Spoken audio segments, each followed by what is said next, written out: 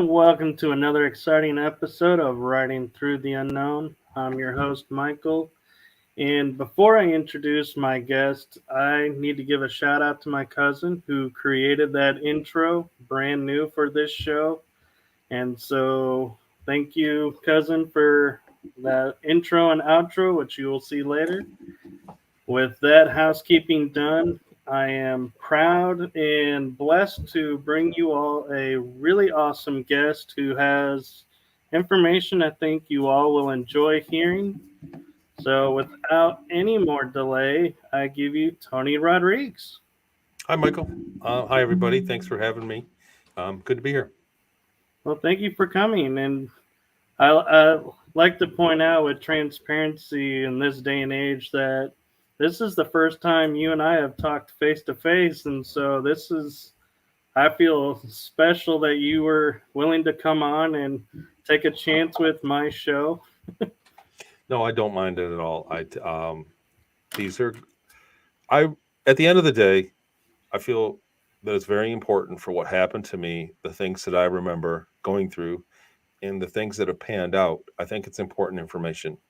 Uh, But that's the bottom line. I just think it's important to share with people. What people do with it individually is up to them. But I think for the most part, where people are not aware that what happened to me is possible. And so I'll go on any show. Anybody that asks, I'm not afraid to talk about this. I've taken my lumps. I've been criticized more so in the last year than in the last 7. But it doesn't change anything. So I'm not being deceptive, and my testimony is something I didn't want to take to the grave. So it's true. I've only met you a few minutes now, but I'm very happy to have you on here, and you've been great to me thus far. So Well, thank you. And I also want to do a little housekeeping of we are starting about 10 minutes late because we had a little bit of issue with the login, but we got that figured out. So that was my fault. It was my tech diff, and I probably should have came 20 minutes earlier, and we would have sorted it. So I apologize.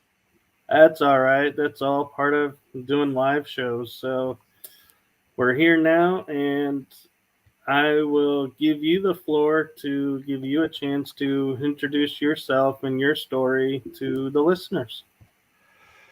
Oh, so I don't want try not to eat up a lot of time. Um, my name's Tony Rodrigues, and when I was young, I was taken. I had an abduction experience, and I was put into several black or underground covert programs with a technology that other people have come forward and said is a 20 and back or a 20-year tour or a career return program.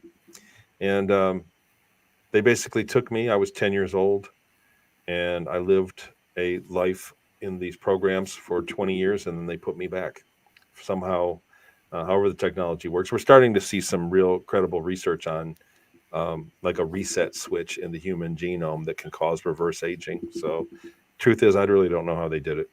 I have my guesses, but I lived for 20 years in black programs, and the first 6 years on Earth, and then sold into a secret space program, which is a kind of a buzzword, and lived. And I woke up with these memories one day. I had a breakthrough event, and I got all the memories back. I had the memories all along, but they didn't make sense. And then one day I kind of got the bulk of them. It was a huge avalanche in May of 2015, after I had an MRI scan on my head about 10 days before that. And then I stumbled across the Randy Kramer account, the Randy Kramer videos on exopolitics.org.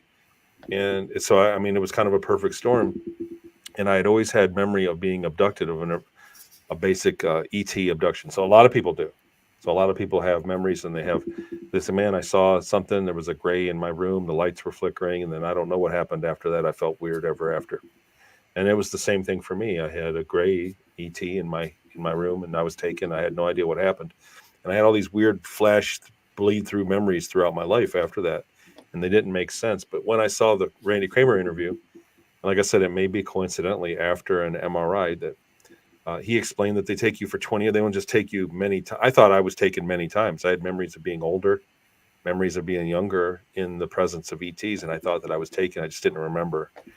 And when he said they take you for 20 years and then they put you back, I went, oh God, that's what happened. Oh my God. And once I accepted that, it was like all the memories came. And over a period of the next 3 days, it was like giant chunks of memories. Um, I know that it doesn't make sense. I know that it's kind of a tall order to say that. But as I started to check out the things that I remembered, lo and behold, they were real places. I remembered living in Peru, living in Seattle, places that I had never been in my life that I can easily prove. And I had intimate knowledge. I knew my way around these places. Places in Peru. I've still never been to Peru. I've never been to Peru. In my linear life, my organic life, and I know my way around the Puerto Tawantinsuyo or Boca, Colorado, Peru, quite well, and the history of it that's worked out. So, with that being said, I kind of turned over to researchers, and it took on a life of its own. And I said yes to one interview, which turned into another and another. And I've done hundreds of interviews, and I wrote 2 books. I got 2 books out. The series colony, the main account of all the memories is Series Colony Cavalier. So that's this book. And then I wrote a small sequel. It's a very thin book, it's much smaller, but a lot of questions that weren't answered in Series Colony Cavalier I wrote out, and it's Project Star Maker. It's a little bit more wooey, spiritual and wooey than Series Colony Cavalier, but that's basically the linear story. And uh, even before I wrote the book, when I was doing the interviews, many people, dozens of people, come forward and wanted to do interviews, and lots of people that are witnesses to the same thing, and even other. I don't want to say unbelievable. My account is unbelievable for someone that's really in the dark on what's going on. Um, but it is believable when you add in the things I've discovered that I've got proof. The proofs I've added. But there are other even more unbelievable accounts that have come forward. And I've been fortunate that I'm somebody that has a linear account. Like I have a beginning, middle, and end of what happened to me. And a lot of people still have the fragmented memories. And so they don't know what happens next. They just know that this happened. And then sometime later, something else happened. That's our standard witness that's come forward nowadays. And there are literally thousands of them. There are thousands of people that come forward after seeing these shows, either me or others talking on a show, and they go, "Oh God, that's what happened to me too." It's a phenomenon. Um, so it's real, and the thing is, as tall, some of them are very unbelievable. I won't sugarcoat it. I look at it and I struggle to believe, but even with my memory of living up there, living on a colony in the solar system, working on base, essentially, I was a I was a maintenance guy on a craft for about 8 years, and then that craft was decommissioned, and I was promoted to cargo engineer. And I worked on a UFO that was based on the Ceres planetoid, CERES, in between Mars and the asteroid belt. And I lived there for about 12 years, and I worked on that. So even with those memories, there are other tales that have come forward that are kind of hard for me to believe, but that doesn't mean they're not real. So um, there's a real phenomenon that psychologists use, and that a buzz term that I've just been made aware of, that the professionals use when they talk about ufology, or people that have witnesses, whatever you want to call it, a whistleblower or a witness, and they say that people tend to bulldoze reality. So they think that there's a psychosis or something. Say, you see this, and then there's evidence that covers up or contradicts what a witness says back in the day. So even just as close as a few years ago, bulldozing reality was saying that you were in a craft that could go into orbit very quickly, I and I know, and and we've so made that was uh, bulldozing reality to say that you saw a craft that could turn a right angle and go into the water. So the psychologist would say, well, you're bulldozing reality because that's impossible. But that's come out and now is officially reality. So that's how it's changed. But so people, so when you say that you could breathe on Mars, I was on Mars and I could breathe. We had a suit, and we had treatment, and we could breathe the air. So that people say you're bulldozing reality by making excuses, but the fact is that much of the accepted reality of science that they hold up against the existence of UFOs and extraterrestrials and the secret space program isn't concrete. So it's all if it's all science is subject to change upon discovery of new science, scientific fact. So I think I covered a lot. Do you have any questions, Michael, at this point?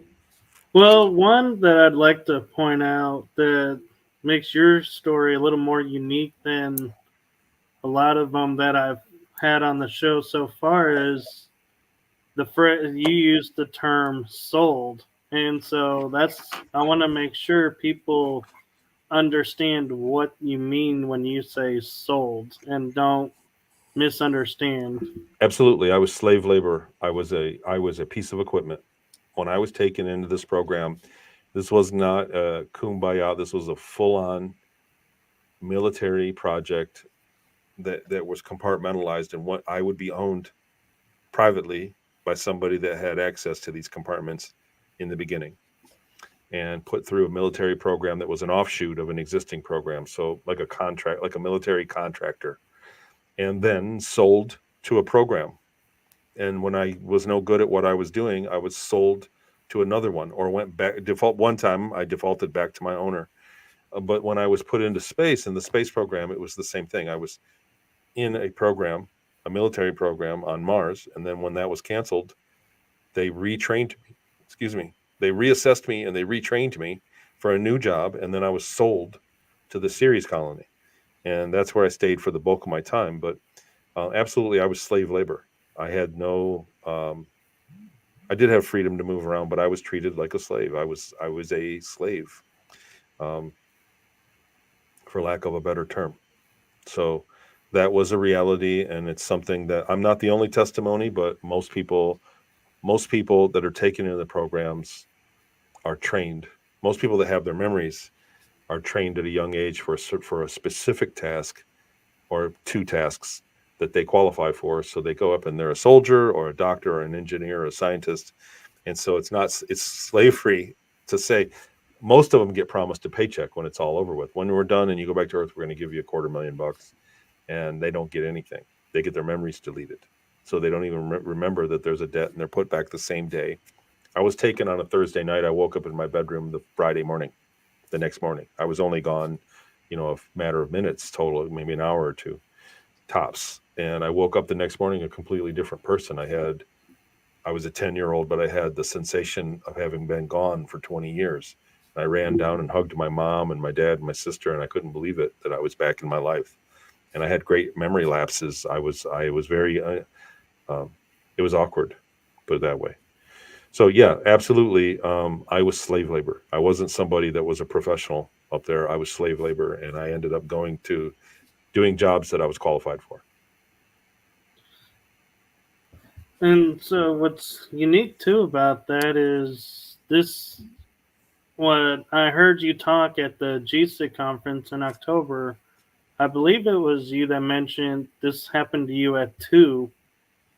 And I remembered an incident when I was 2, and I was like, it started me going down a rabbit hole of, I don't think it was me. So it was 10 for me. So oh, it was 10. yeah, I don't think anything happened to me at 2 years old. So it Okay. wasn't me. But I think, well, in either case, I remember coming home and sitting in the car with Alex and talking to my parents when I got home and going, after hearing Tony's talk, I feel like I did a 20 and back. And everybody looked and said, I think you did. So it's common that the thing is, most people that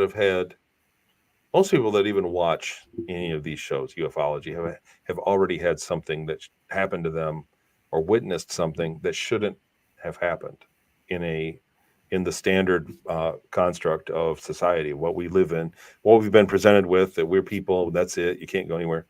And people see things. When you witness something, then they start researching it. Nobody really had any context that there was a time travel component, that there was a medical component, that there's actually technology. It's actually coming to the mainstream now. There is an article, I think Dr. Michael Sala shared an article recently, where theoretically possible to switch a genome in the human genome and flick a switch, and we reverse age X amount of years. And so the science is there. It sounds very, very, very far fetched, but it's real. But there's a reality to it. And so people are unaware that the fact, like I said, I had all these memories that didn't make sense. I knew I was abducted. I always remembered the first 30 minutes of the abduction.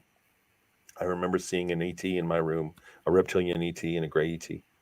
And I always remembered that. But what do you do with that? What good is just a 20-minute memory of being with an ET?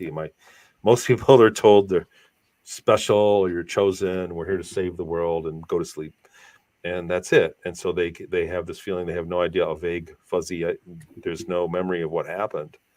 And for whatever reason that I got my memories back, when I did, I remembered the entire scope of it was that humans have broken away from the Earth's established colonies and are doing business in on a galactic scale, like in space. So there is infrastructure. There are many colonies in our solar system with humans from Earth.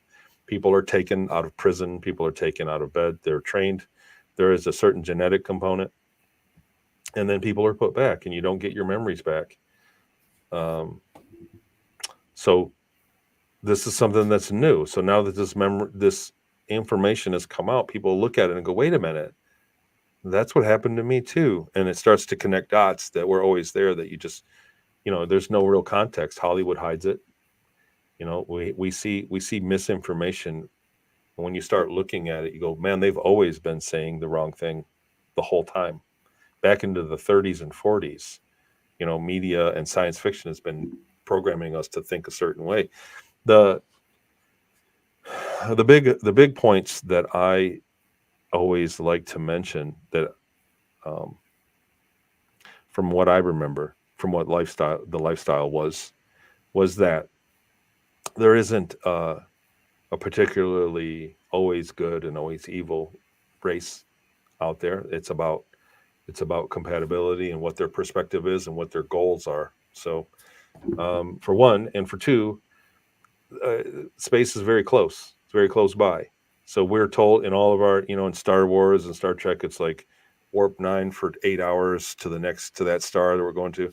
It wasn't like that. We could leave. We bridge. So the same word that we use in sci-fi, they call it jumping, right? Like a spaceship Right. can jump into another.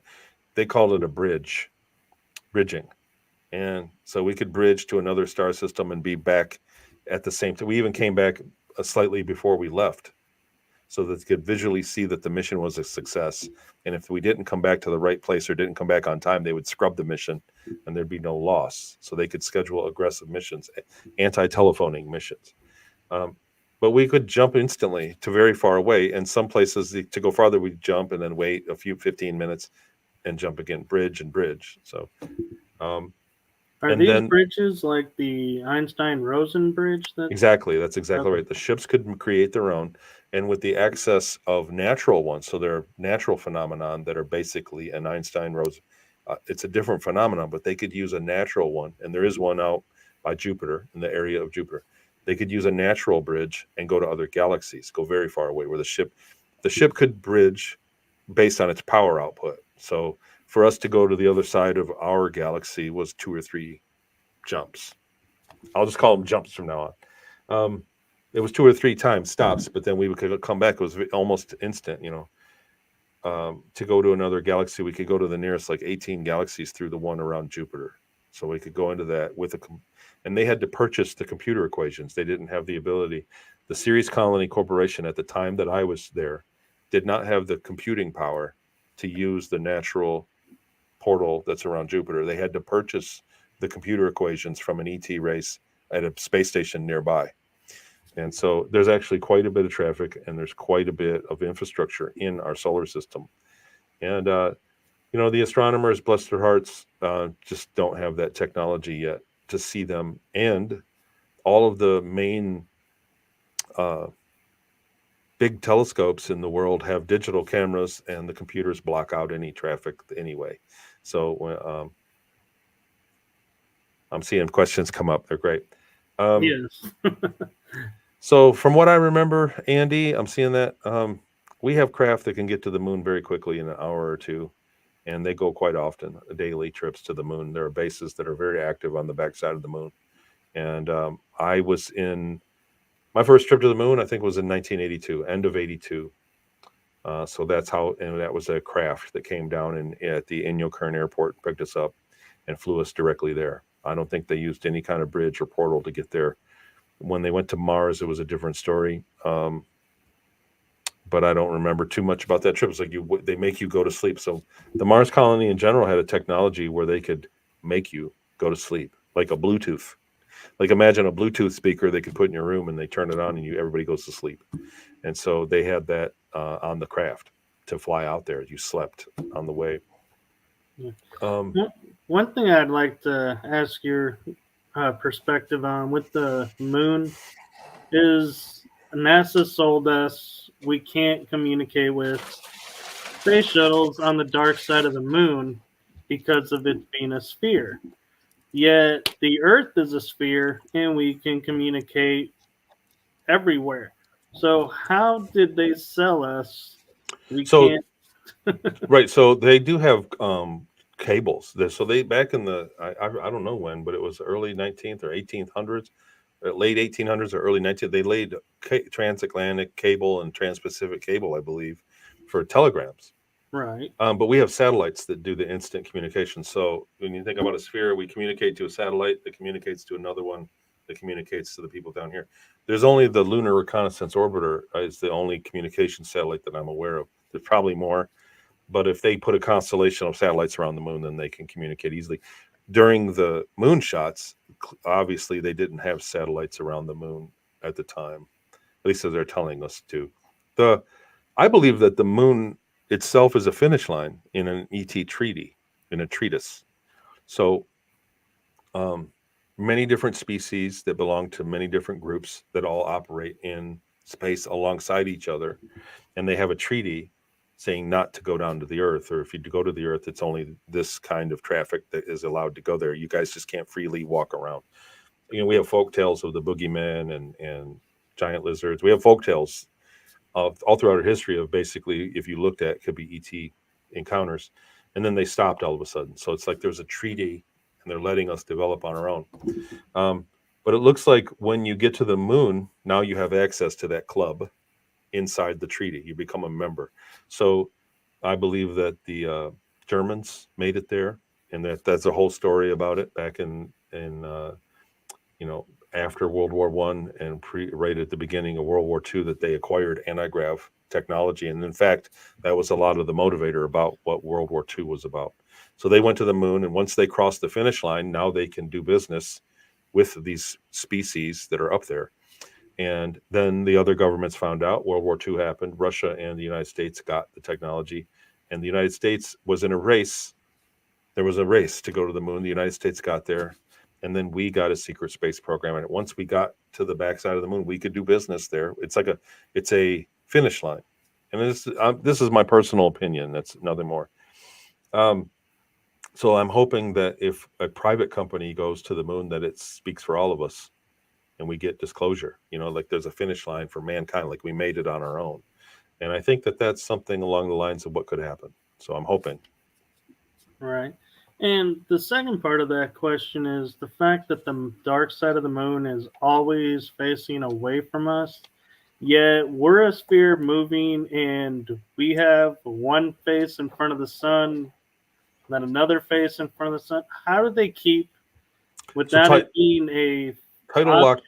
doesn't make a lot of sense. Tidal lock, and there are other moons in this, not all of them, but there are other moons in the solar system that have tidal lock as well. I believe one of the Mars ones does.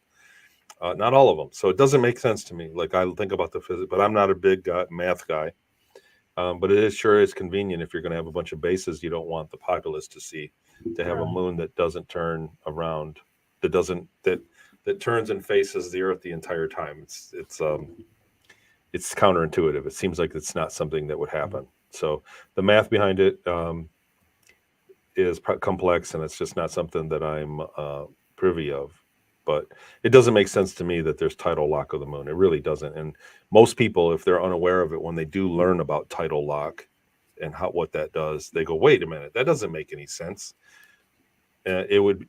The thing is, if you're going to put bases on the backside of the moon, that can do business. You got to think the moon is also blocking all of the radar and all, so you can have giant ships fly up to the moon. You can do all kinds of things and fly away, and it's a perfect blind for for many species to operate close to Earth. So, but most people, when they think about it, tidal lock, they totally don't believe that that's real, but it is. It's the same. The moon faces the Earth the same time.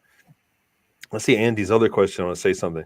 Is there enough oxygen to survive on other planets?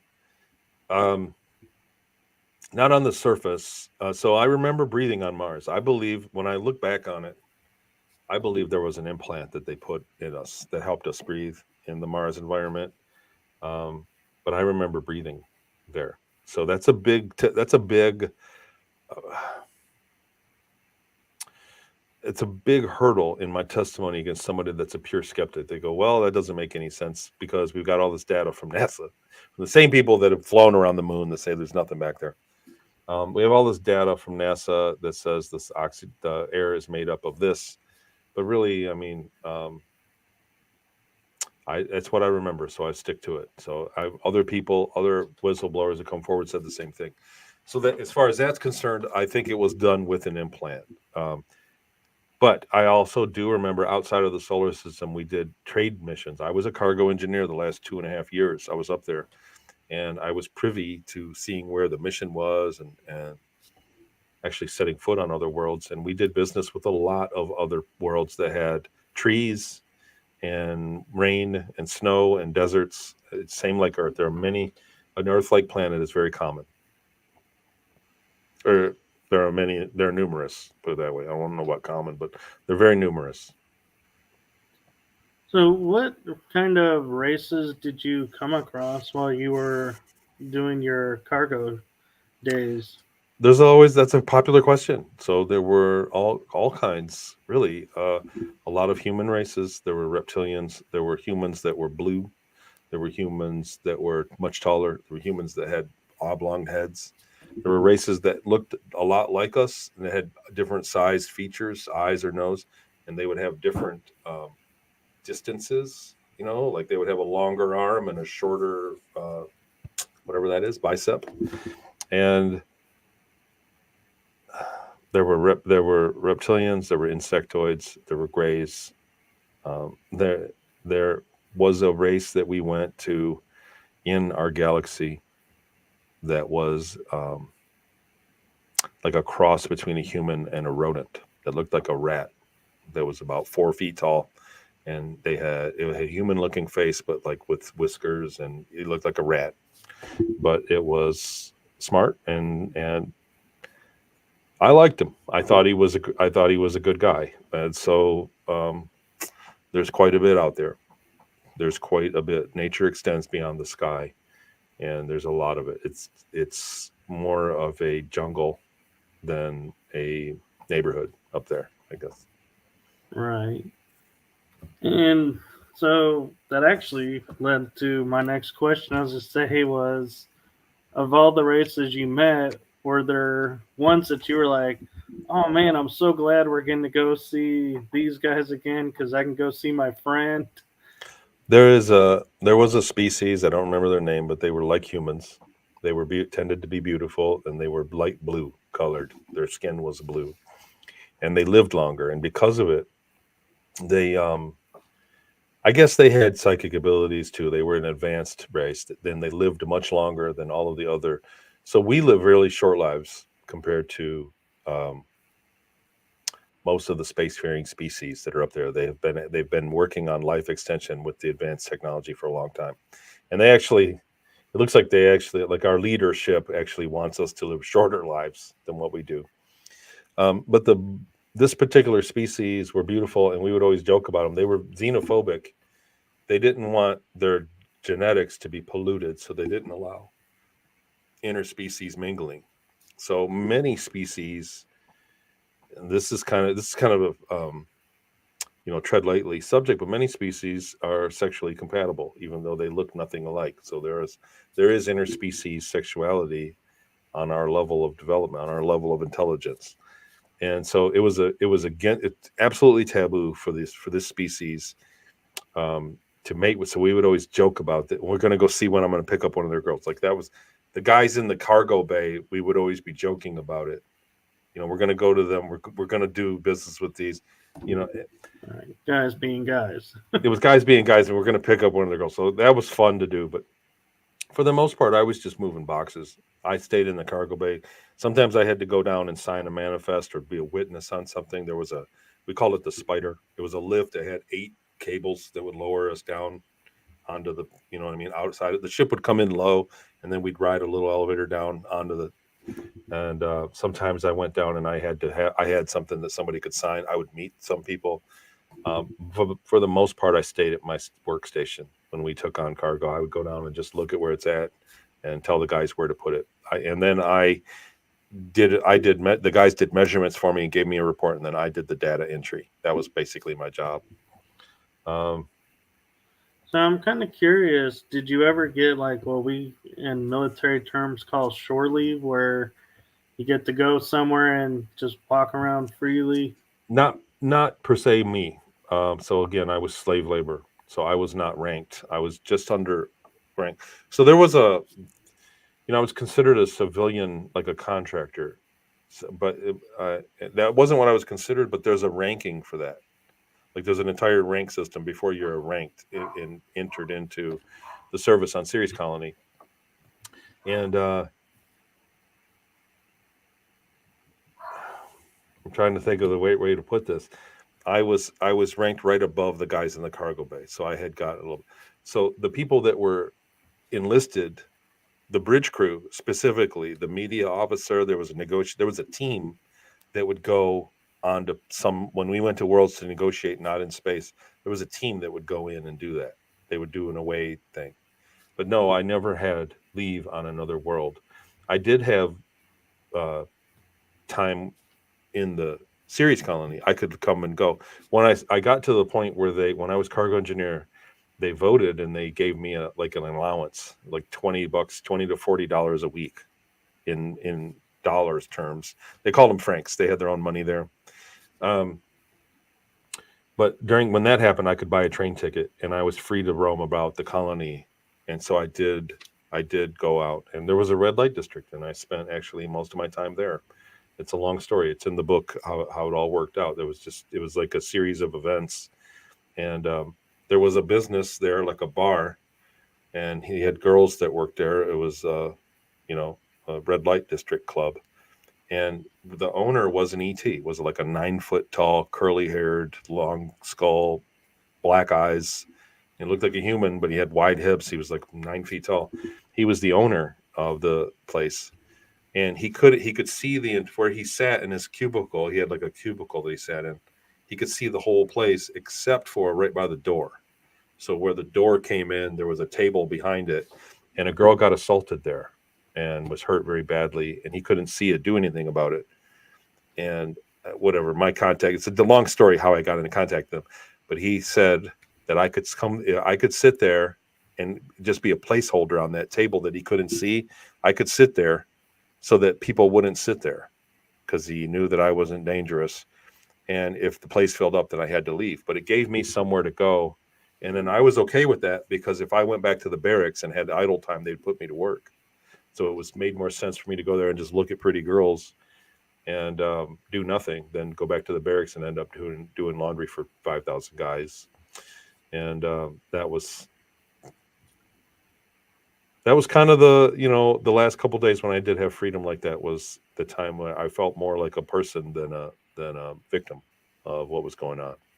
It was a very lonely, very emotionally cold existence, kind of like being in prison or in the military. I don't want to down the military, but you get what I mean by this. Right. It wasn't warm and fuzzy.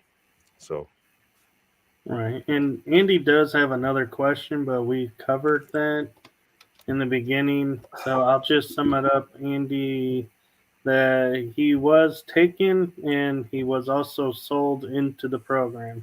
So So, I'll touch on this that I went to school with somebody. I was in a talented and gifted program in the early 80s, 82. And I went to school with a kid who came to my school and said his dad was an Illuminati. What's your dad do? That's what he said to me. What's your dad do? My dad's an Illuminati. And we didn't get along. And we met in the talented and gifted class every Wednesday in the library. And every week it was like we never got along. And his dad came in and was the judge for the science fair in April of that year. And he pointed me out, Dad, that's that boy I told you about. And that was on a Wednesday. And I was taken that Thursday. The next day was when ET showed up. So I was put in that program as a punishment. I was a cocky kid, and I sure lost a lot of that when I got back. so I'm kind of curious when you got back, did do you ever have to repeat, or they view you paid your part and that's it, you're done? I think that there's a lot of things that happened politically with me, the way, especially the way that it worked out at the end of my service up there. I was demoted. There was an incident, and I think that the captain of my craft that I was on had my long-term records deleted, either for security or as a favor.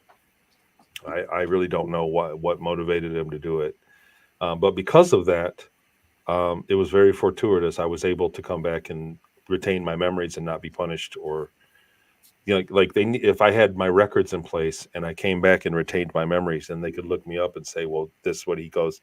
Now we're going to get rid of him.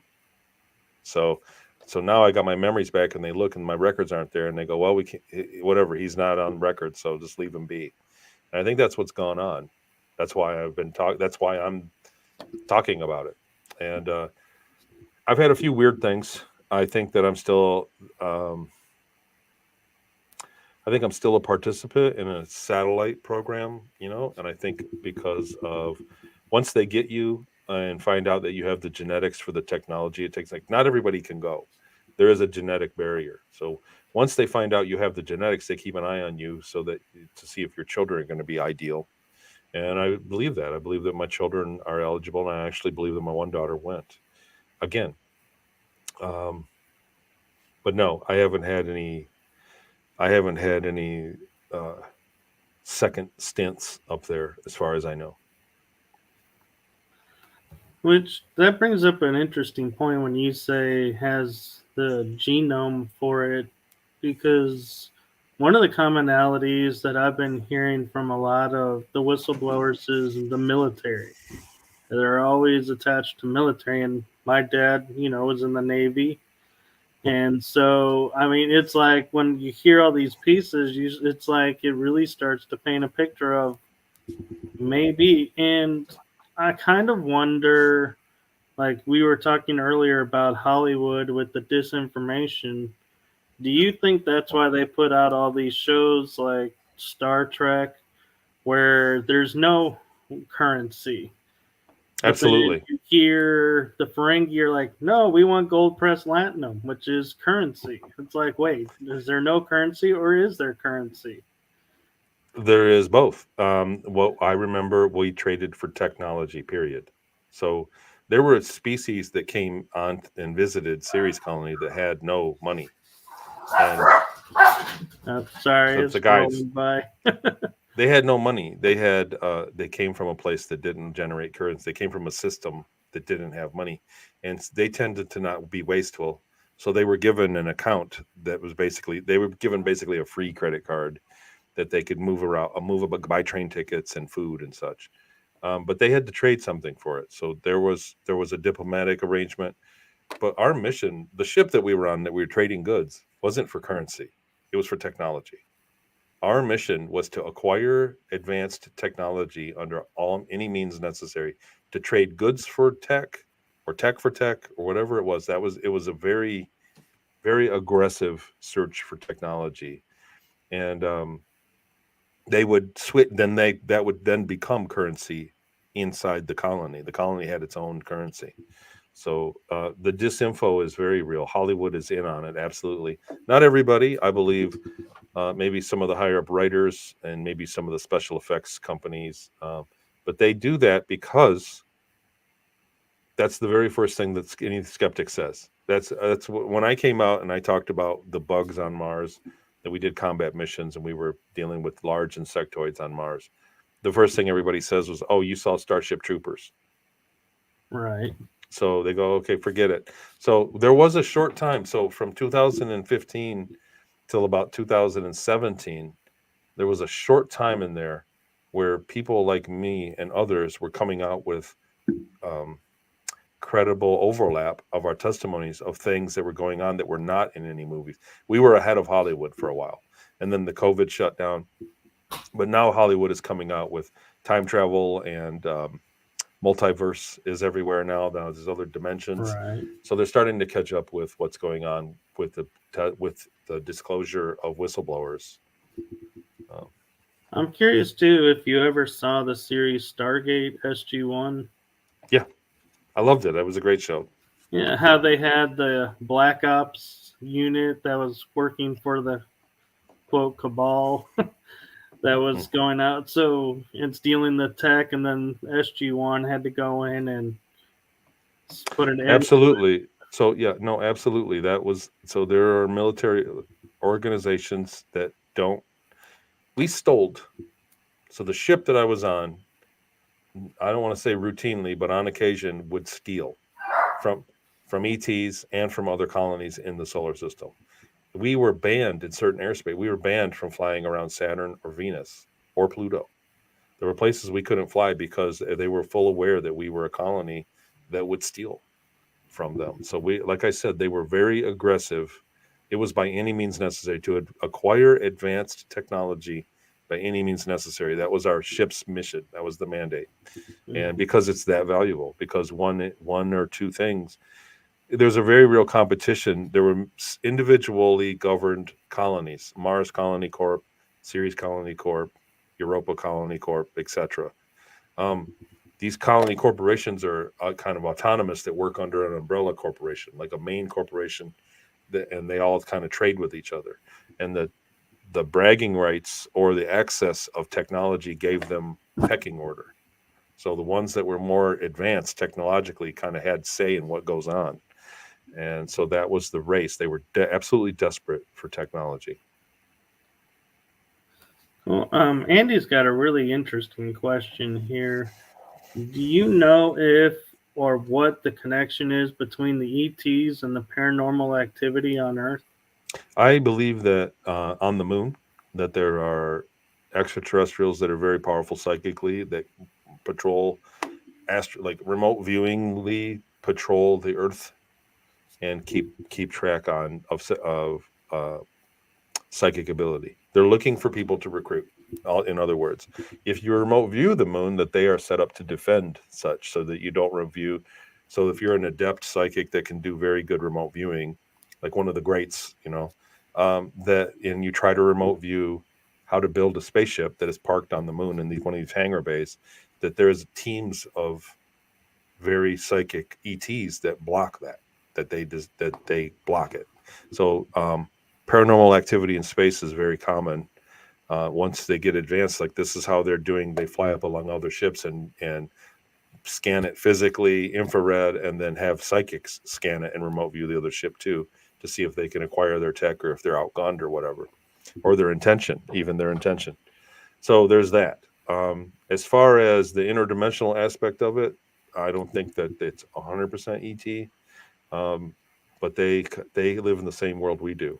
So they die and become a soul the same way that we do, hopefully. And so I think that some of it is absolutely connected, but not all of it. I'm curious to one thing I asked of Brad Olson when he was on the show that I'm interested too to see your perspective is the Space Force. When Trump announced we have a Space Force, do you feel like that was his attempt to disclose that yes, we are in space and yes, we do have fleets of ships, so whatever Project Bluebeam was trying to do would be null and voided. I think the Space Force is a very positive thing. I think that the recent, I don't know if you followed the congressional hearings on the the UAP phenomenon. David Grouch, if I'm saying his name right, I hope I am. These guys are absolute heroes that are up there risking their lives for this. Been death threats going around behind the scenes for these guys that are testifying of this F-18 footage of the Tic Tac video. If it wasn't for Space Force, those hearings wouldn't have happened. That wouldn't have happened. That is a direct result of Space Force trying to consolidate the United States space assets that are owned by the NRO and the CIA, NASA, and all this. They're trying to consolidate all of the assets of space, specifically all the satellite network, military satellite network, and, as he said, downed spacecraft that have been reverse engineered and biologicals that have been reverse engineered. These are things that individual corporations behind black security have sequestered, and they don't want to give us the technology. So now Space Force comes along and says, now we have eminent domain over that. That's the bill that's on up for it. And Space Force says, this is something, now that we're we're in charge of the military of space. We're defending the United States in space. So we need to sequester all of the technology that you corporations have been holding in charging us to have access to. And so that's what that is. We're seeing a battle. These guys have, so they're going to uncover literally trillions of dollars of infrastructure from these corporations. So it's not the United States. It's not one entity. It's these corporate entities that exist in the secret space program and that make up the bulk of the technology that's been withheld from humanity. And so now the Space Force is a governmental agency that's attempting to seize this back in the name of the taxpayer, not the individual that has security clearance. So these corporations have clearance above the president. The president can't even go to Lockheed Martin and say, what do you got behind the door there? So now Space Force is doing that. There's a great book Dr. Sala wrote on Space Force, and it gives the history and the budget, how the money, he followed the money trail. And the CIA has been solely responsible for hiding the AT phenomenon and the existence of a space infrastructure from the public for a very long, since the 70s, as early as the 70s. Right. And so, since they're consolidating everything, do you think that the secret space program will become no longer secret and become dissolved? Or do you think it'll still occur, but just under the purview of the Space Force? These are great questions for Dr. Sala, who I'd recommend any of you look at Exopolitics. But no, they're not going to dissolve the colonies as they exist. In fact, we're seeing legislation, the Artemis Accords, legislate and make it available legally for these colonies to exist. So, however they want to spoon feed it to the public it remains to be seen. But it's perfectly legal now to have a colony that operates independently of Earth in the name of mining the asteroid belt, for instance. So the Artemis Accords made this possible. And what they're doing is kind of writing the story so that they can slowly either disclose and say this is what exists. It'd be great if they had pardon my language, if they had the balls to do that. It'd be great. It would save us all a lot of time and trouble.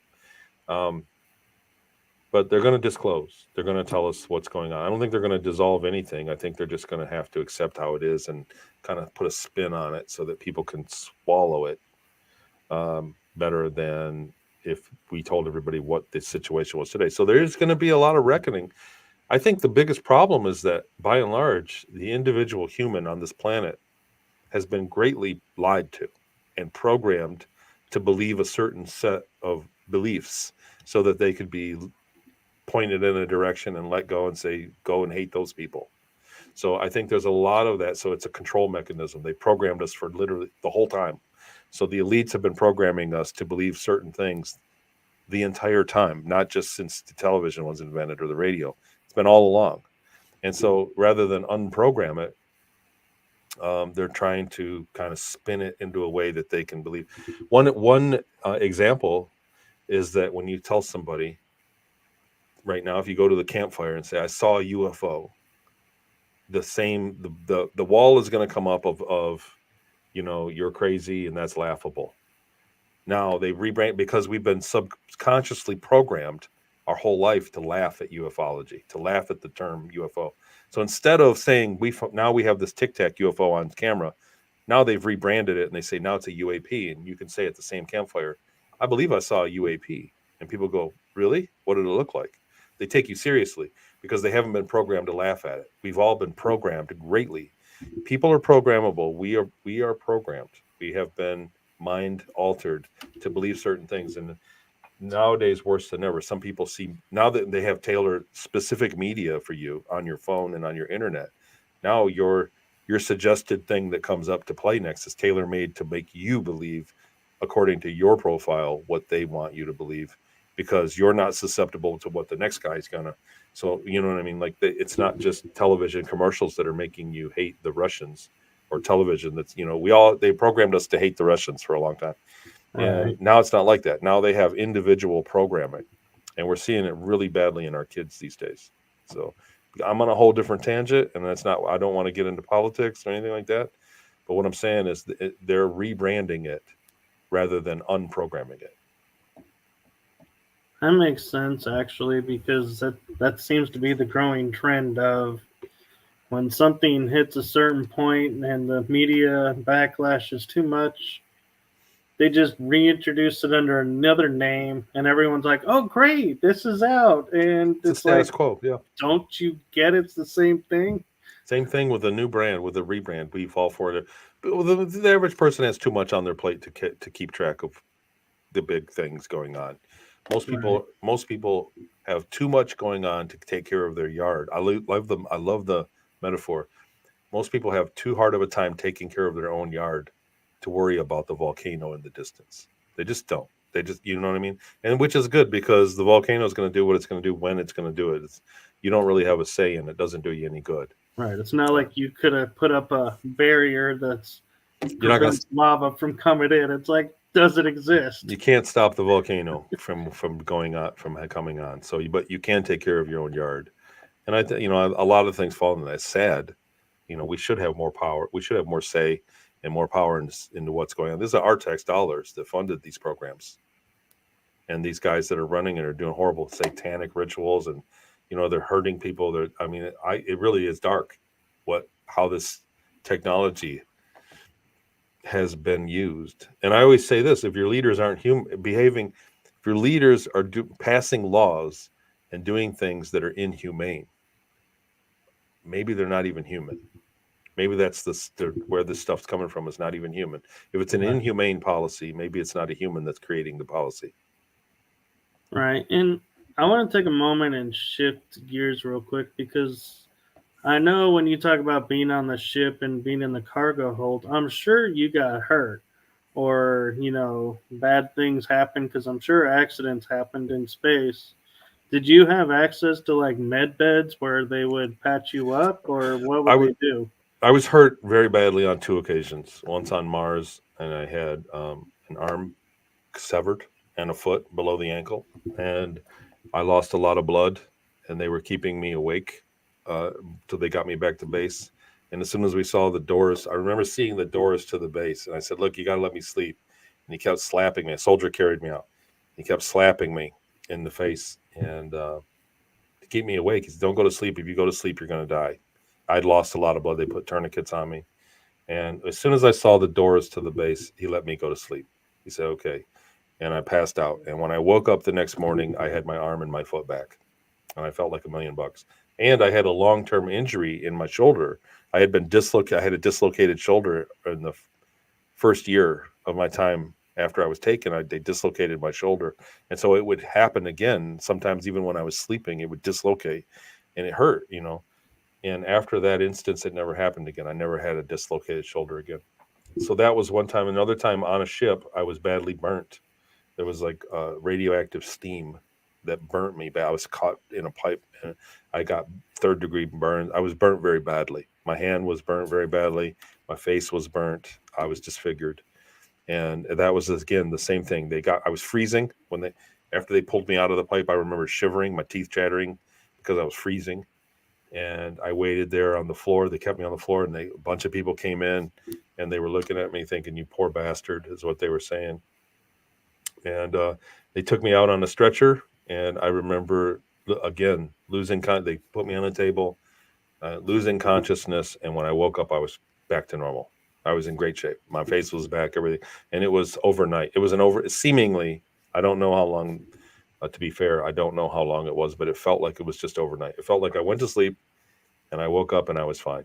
And so I didn't witness the process or what. And when I asked, and I did inquire, how'd you guys do that?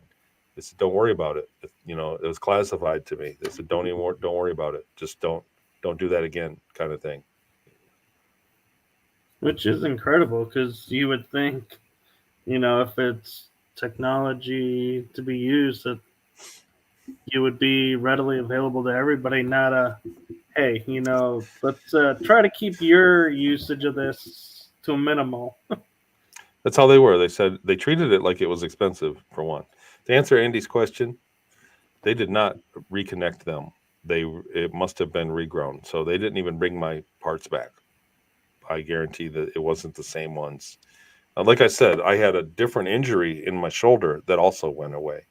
So I believe that the technology for fixing me in my case was centered around cloning, human cloning, and I believe that again, this is what I remember in my testimony.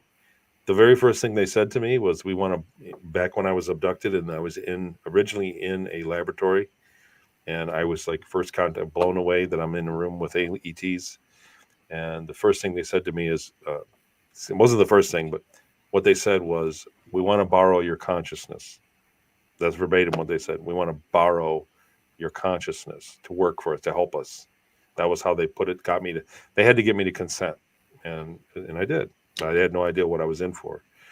So I think that they have a method of cloning somebody quickly, and then taking the consciousness out of somebody and putting it into the clone, and then putting it back. The other thing that lends credence to that is that I woke up. So I was taken out of my bed in 1982 in Michigan, and I was in a laboratory with ETs, Greys, and a reptilian working on me. And then when it began, they said, "Okay." When I gave them, they did a test. They did a genetic test on me. It took like 20 minutes, 20 or 30 minutes.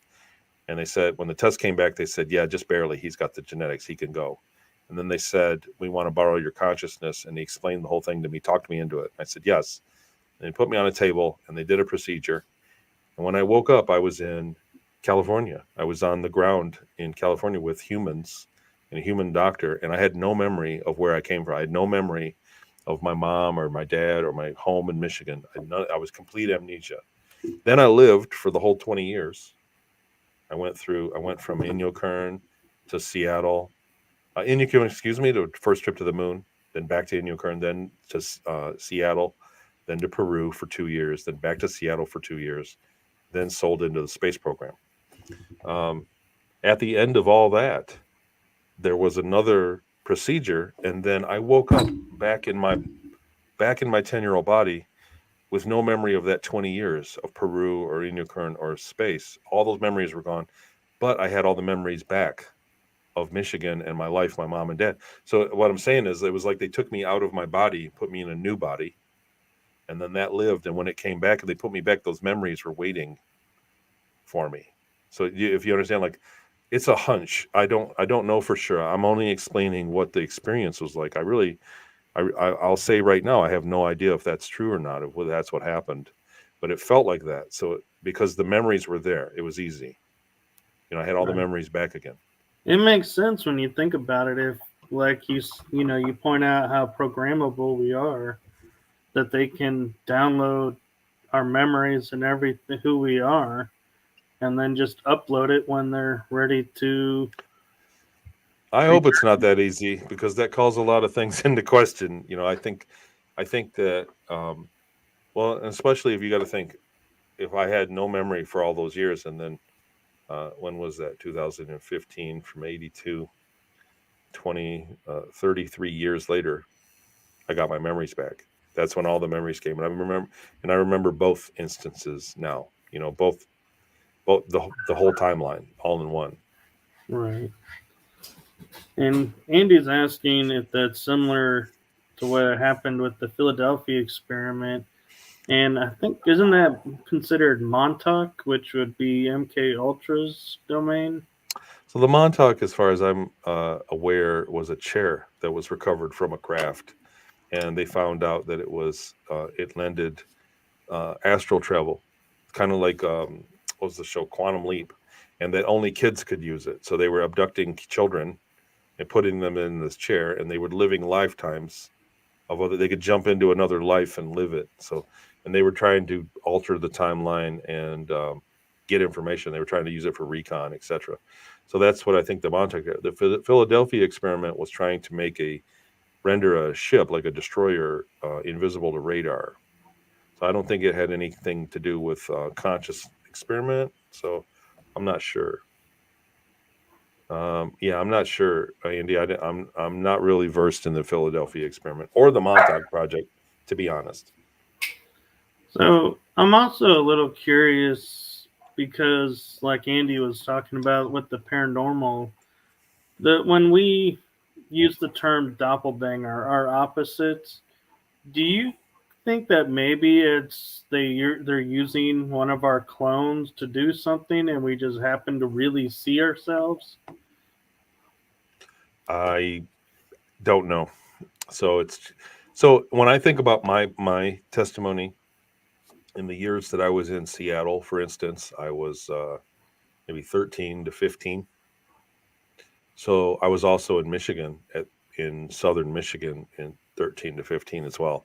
And I know that it wasn't some alternate timeline or in the future or the past because I had access to music and we had television and it was the exact same music. Like when I got back and I got my memory, well, not even when I got my memory, when I got back, there were songs that came on the radio. So I experienced my life from 0 to 10 years old. Then I experienced the 20 years in space that time and then went back. So that's how the line looks for me. So 0 to 10, then lived till 30 with that time and space. And then I went back to 10 and I lived it. The second time that I was in the 80s, for instance, when songs would come out, I would think that they were very old. I remember there was an Aerosmith song. I'm not sure which one. I can't tell you the name of it. That came out in like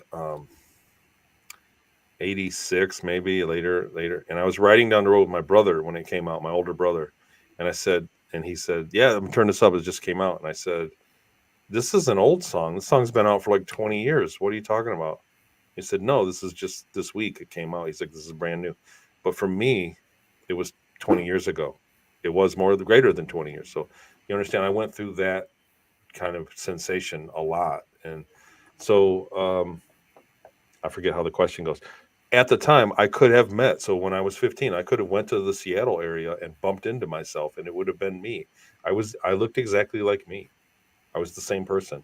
So yes, so there was two of me. Um, Another thing that seems to be a phenomenon, not only what I remember going through myself, but many other people have told me. Uh, and when you start asking them, looking for common denominators of people that go through a 20-year tour, um, with these programs being abducted and basically having two of you, is that before it began, I was a straight A student. I kind of had my act together. I was very astute and I was a hardworking kid. And when I came back, I went to D's and E's immediately and withdrew from life. I was badly emotionally damaged, but my whole life took a turn and I lived kind of I don't want to say it, I don't want to put a label on it, but I lived a kind of a lesser existence, I got to think, than what I had been living to that point. At the end of the 20 years, there was a day when I woke up in Michigan, and I woke up one morning and I went, "It's over." I kept saying it over and over again. "It's over. It's over." And I felt like $1 million. I immediately cleaned my room and I cleaned I had a van, I had an old junky van at the time. I cleaned the van up. I said, "Man, I can't drive this. I got to get something better than this." And within 6 months, met my wife. I couldn't keep a relationship. I was very, very emotionally damaged, and so dating me, I was a crazy to date. And it was 6 months or so after that day that I woke up and I met my wife. Stayed with her 23 years, and so I was better. In other words, when there were two of me, it was as if my mental ability was diluted. There was lesser. Mentally I was lesser. Then when the other one died, when that one was finished, it was like I got my mental ability back. And that's something that other people that I've worked with kind of unknowingly have confirmed going through themselves. Which, in a way, I know for you it was hard, but for somebody that's going through it, kind of it's like a light at the end of the tunnel is the clones have an expiration date. So we don't have to go, okay, it's probably been 20 years since I've done my 20 and back. Are my clones still valid? And are they Is he going to still come? alive? Yeah, is he still alive? So, yeah, so there's kind of a little bit of peace that comes with knowing that, yeah, they have an expiration date too. Yeah, it's something I look for when I deal with people. When people get a hold of me for consults, they just want to talk about it. It's hard to find anybody to talk to about this stuff. Most people have a spouse that doesn't want to hear it, doesn't want to hear your alien abduction story. Most of the people, it's a blessing when they have a spouse that um, really entertains it and can talk, and they can talk, because talking about it is how you unpack it, and therapy. Right. And on the flip side of that too is like my parents always like I'll slowly drop tidbits through like this show and everything. They're like, "Why didn't you ever tell us?" And it's like it's hard to tell somebody it too. Is to go, open up about it and say, "Yeah, I had experience of this, this, and this." Well, and then the other thing is, you're always going to have the stigma. So somebody that's kind of in uh, what's the word? Not interested in it. I don't even want to say skeptical, but you're always going to have the stigma where they go, I don't know, is there something else wrong with you? And you're always constantly proving it. And a lot of people don't have enough memory to come up. A lot of people don't have enough memory to defend themselves against a skeptical person. So it's just way easier. It's way easier to defend, like I said, to not bulldoze reality.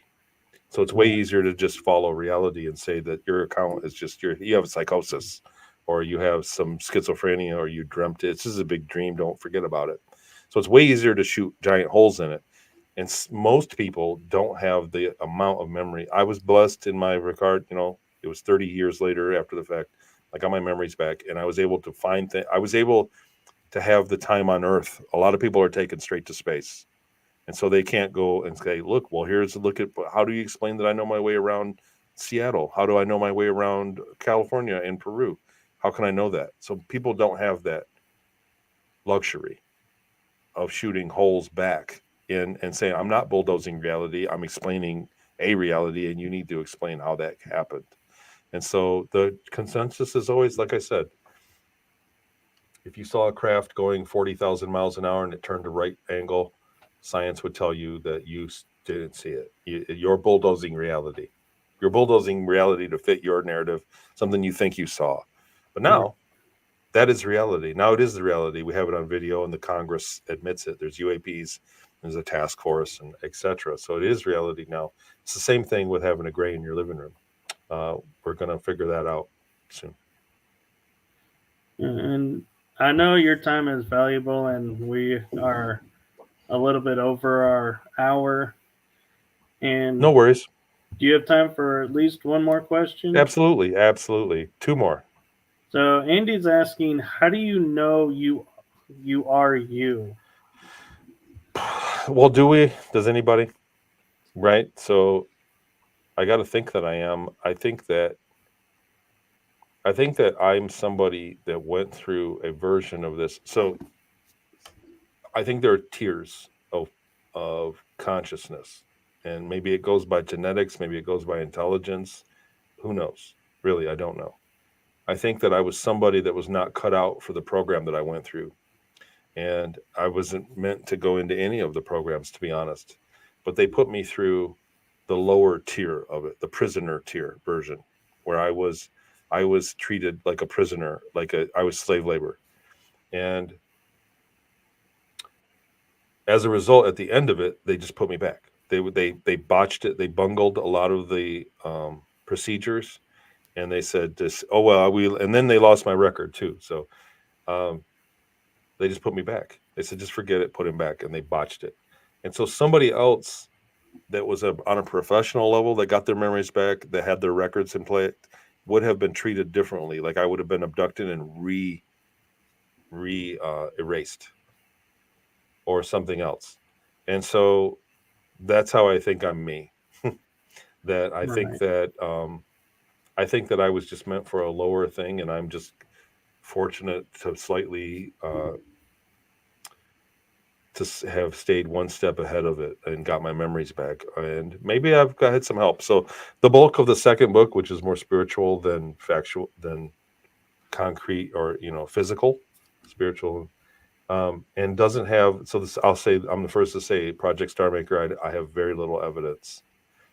Series Colony Cavalier, I have supporting evidence. I have evidence in Peru. I have evidence in Seattle, California, and on Series, places that I called out on Series before, and then NASA proved 4 years later. So that's evidence. There's no way that I could have faked that. Project Star Maker, I don't have that. It's a spiritual account, and I'm the first one to say I have no proof, and it's a very distant, very vague memory. But it's the sequel. It's the next bit that I could remember. People were crying for the first book. Did really good, and I was shocked actually. And it's got a lot of great reviews. An extremely brilliant person named Jackie Kenner, who's a psychic medium. She does readings, but she's like super brilliant. She was the editor and really the secret sauce on the book, so it's very readable. People read it very quick because she wrote it in a way that's very direct and not super descriptive. But she's way smarter than me, and she edited the book, did a great job. So, am I done? I think I answered that question as best I could. Right. And so, last question is we talked about Hollywood disclosing little bits because, some of the people wanted or were maybe supposed to disclose. I'm wondering if that's why, like, for me, example is I remember being a knight in space fighting with, yeah, lightsabers, so to speak, and then seeing, and I would told my parents that, yeah, when it was over, we gave up, we buried our weapons in the dirt and walked away. Then I see, like, decades later, or at least a decade later, Star Wars comes out with the last of the Skywalker trilogy, and the last scene is Rey burying the lightsabers in the sand, and I had a tear coming down my eye, and I said, "That's what it was. That's what we did."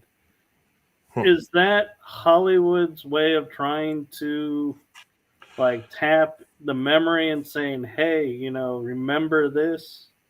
So, so there's a couple. I have a couple theories on that. Um, I'm gonna try to explain this the best I can and be quick about it. So I know we're getting on the end, but I don't mind explaining the theory.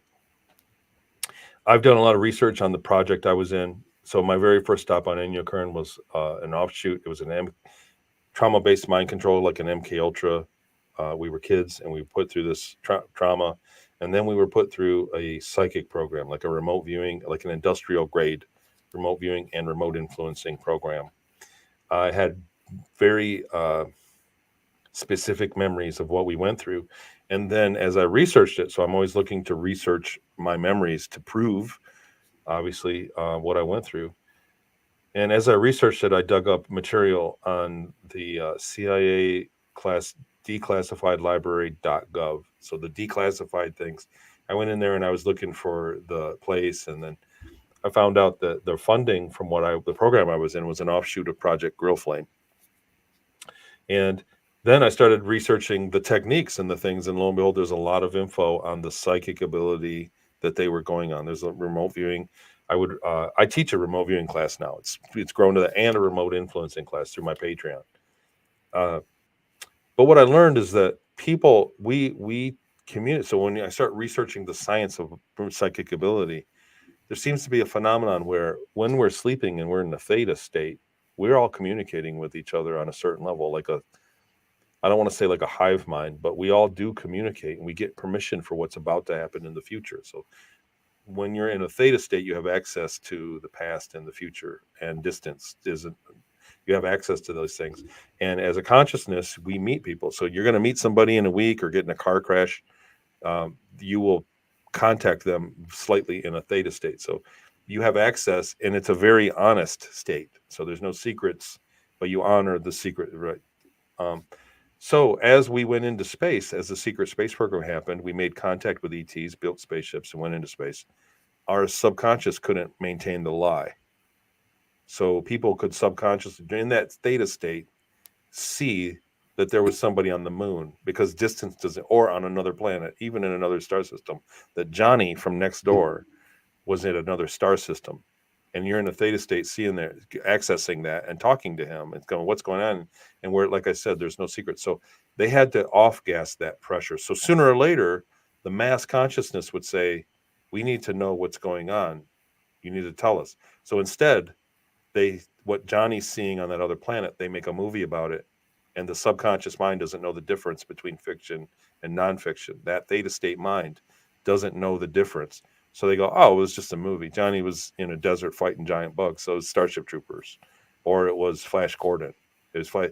They've been doing it the whole time. So sci-fi movies have happened the entire time. So you look back in the 30s, science fiction was here, and then it just skyrocket went up because Right. they were feeding us, they were off gassing that subconscious fact so that the collective of humanity wouldn't manifest discovering the programs. So it's part of the secrecy. Once they got access to, well, they probably had great advances in consciousness technology all along, all through history, from Egyptian times. Like they know how the mankind works, and the elite have been manipulating that theta state the whole time. But after they got into space, they had the benefit of ETs telling them how to do. You need to go down and make movies with fiction so that people subconsciously don't know the difference. Otherwise, they're going to come looking for where these spaceships are parked, because you would just you would just kind of be drawn to it. So it's a way of, it's another version of camouflage, if that makes sense. Right.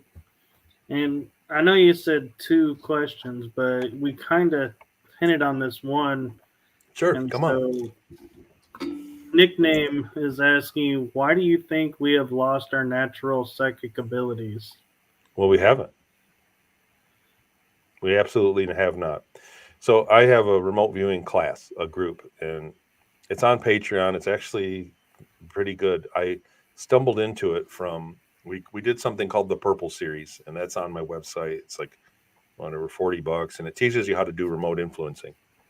But during that, so I started a group of tier 3 on my Talks with Tony, and we meet every Tuesday, and we do synchronized remote influencing. And as an exercise, we started doing remote viewing just as for kicks. I would write down, I'd hide something in a bucket, and we'd try to meditate and find out. Um, oh wow, a lot of people put my website right there. Thank Oh, you. I just did that. So, So thank you for that. I would put an item in a bucket, and people would try to remote view and see what was in the bucket. And a few people would get it. Sometimes, well, one time was a stuffed animal, and a girl drew it almost verbatim. But the people that weren't getting it were getting items that were in the room next to it. Exactly. They were writing, I see it. It's weird. I see some snow boots. And the bucket was right next to my snow boots. So it was more than coincidence. I went, whoa. And I looked into it, and I learned, read up on remote viewing. Now I have a class. What I want to say is that every single week, 100% of the time, we beat the odds of better than 1 in 250,000. There's a scoring system I came up with. We beat the odds on remote viewing. Some of them are scary. Some of them are freakishly accurate, and it's a blind thing. Like it's a set of numbers on an envelope. I write things down and put a picture in an envelope, and it's absolutely blind. And it could be a microbe, it could be a planet, it could be my office, it could be somewhere that I've been on vacation, it could be somewhere that somebody else, a wedding, a ceremony. It doesn't matter. It's a completely blind thing, and we beat the odds every single week, 100% of the time. Psychic ability is there. There is a penalty to eating junk food and being drunk and eating candy. There's a penalty to pay. And they've poisoned us. They don't want us.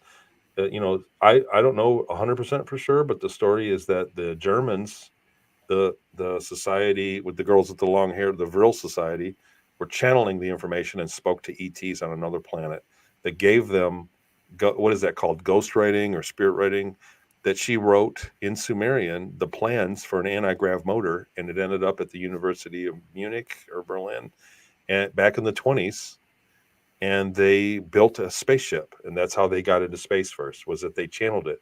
So then after that happened, that's when they came with the fluoride in the water and added chemicals to slam the door so that nobody else channeled the ability to get into space. Right. And so we've been definitely led astray from our physical abilities and our mental. And then the other thing, there's a giggle factor. So if you say you're a psychic, again, that's going to have to be rebranded. It's going to have to be called gifted, or they're going to make a new name for it, because the National Enquirer made you laugh at being psychic. You always see the girl, the rip off girl with the crystal ball. So they're very good at adding information that makes you immediately believe, just on first glance, make you categorize things. Oh, those people are all scammers. We are very psychic. Most people just don't believe they can. But if you worked at it every day, like the remote view group, there are people that have joined the remote view group that just want to watch.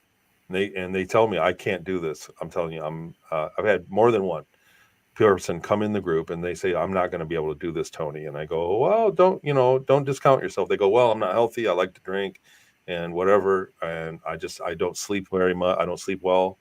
And they try it and they don't get the target. They get a low score. But after a while of trying it, they start hitting the target. So even the people that have the lowest scores in the very beginning get those. I have a scale of like basically 0 to 35, and once you cross the 15 threshold, it's better than 1 in 250,000. It's very improbable that you would get a 15.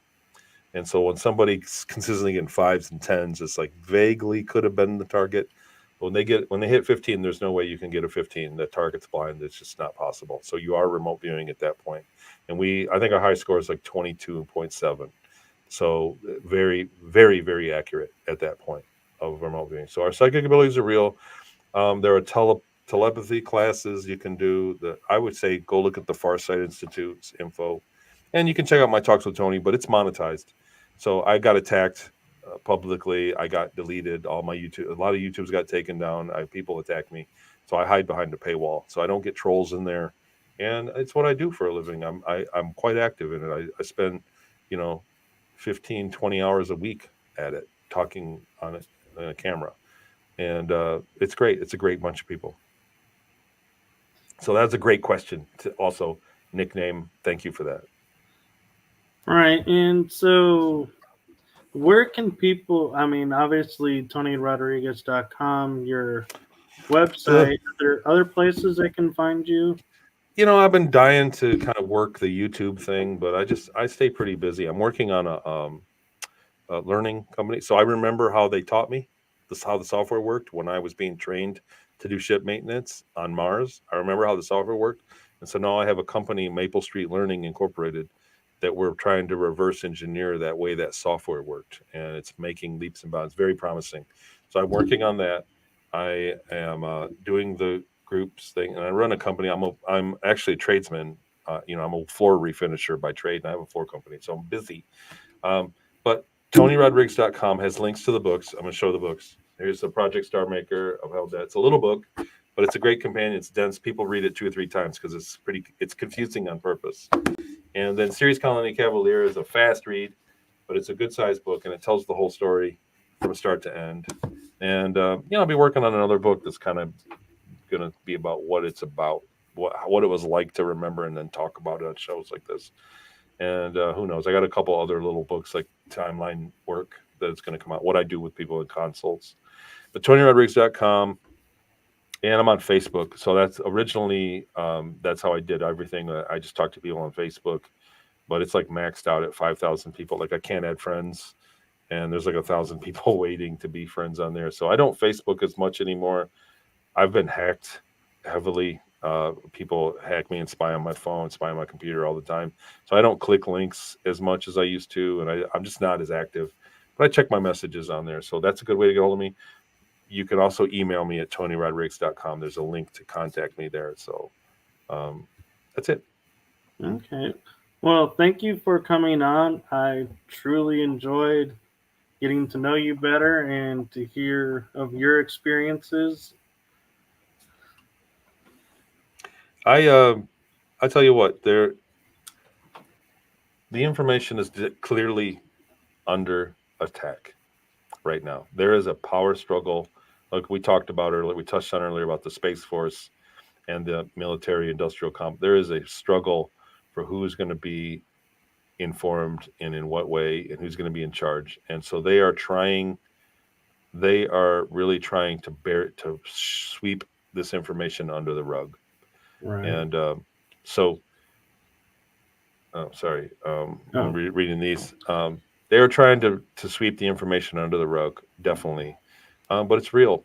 Sadly, there is life on Mars. There are people there. The Mars Colony Corporation is real. The Ceres Colony Corporation is real. And we are living in a very watered down version of technology that we should have far more technology in what we do. So I think people should just kind of, take the moral high ground and work on morality of being a better neighbor and a better person. And that's the best we can do before disclosure happens. Think about what kind of person, if you were an ET, what kind of world would you want to visit? And let's make our world that way. So that's that. Awesome. And just so you know, Andy Decodes, he's my friend in the UK. He has a podcast show as well. And he's doing interviews. Like we actually were talking with Laura Eisenhower yesterday. Cool. And so, yeah, I think he's wanting to offer you time to come on his show. I'd be honored.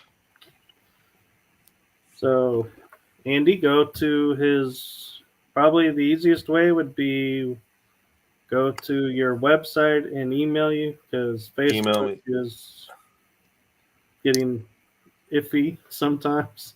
Yeah, Facebook's a little, you can try me there too, but yeah, you can definitely email me. Okay. Well, like I said, I appreciate you coming on, and you're welcome anytime you'd like to come on and promote anything. And I will say, for anybody, if they get the chance to go into Florida next month, you're speaking at the GSIC, correct? Yes, it's a pretty big good conference there, big conference. And that's a great lineup. The people are there. The vibe is really high. I've been to visit. I went back to Seattle and I got some footage there. I'm not going to include a lot of it, most of it, but just a few clips. I've been working really hard. I really want to put my best foot forward for this GSIC. I'm going to talk about the new technology. I'm going to talk about the new book, because Star Maker came out in the last year. And I'm sure that I think I get an hour, a little bit better, an hour, maybe 90 minutes. I know the presentation is going to be a blink of an eye to me, but GSIC was life-changing to me. And that conference is the closest thing to the ETs we're going to get right now. So it's a great show. It's a great show to be to. And it's in beautiful Orlando there, a great spot in Florida at the DoubleTree. So yeah, please come on down to that. It's worth it. It's an expensive show, but it's worth every penny because it's the best one. Yeah. So thank you again for coming on. Thank you to everyone in the chat room. We are going to call it a show because I know you have other things to do. So thank you to everyone. So wherever you are in the world, have a great morning, great day, and a great evening. So bye-bye, everyone.